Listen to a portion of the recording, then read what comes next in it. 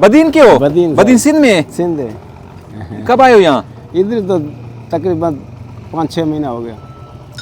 क्यों आए हो उधर? बदीन तो अच्छी जगह है। बस पेट के लिए सर। उधर पेट नहीं भरता है क्या? उधर नहीं भरता हाँ, कारोबार नहीं होता है? है। उधर नहीं होता है। इधर ज्यादा होता है? इधर होता है गुजारा। कितने सालों से यहाँ आ रहे हो? इधर बहुत सालों से आ रहे हैं। अच्छा, हाँ, ये सांप कहाँ से पकड़ा है? इधर ही। बलूचिस्तान के सांप पकड़ते हो? उधर पहाड़ों में आ जाओ ना, उधर जहरीले सांप होते हैं। किधर?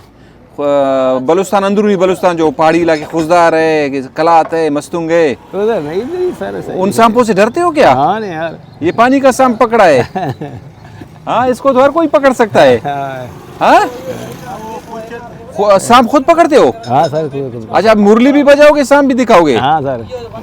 अच्छा, ये कौन सा सांप है? ये कोराड़। कोराड़? कोराड़। हाँ, इसका जार निकाला है?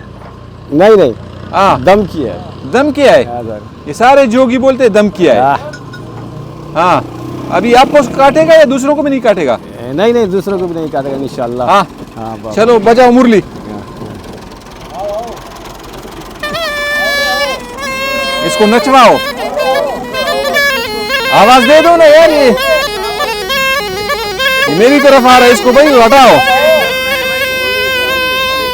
ये मुरली में जान नहीं है।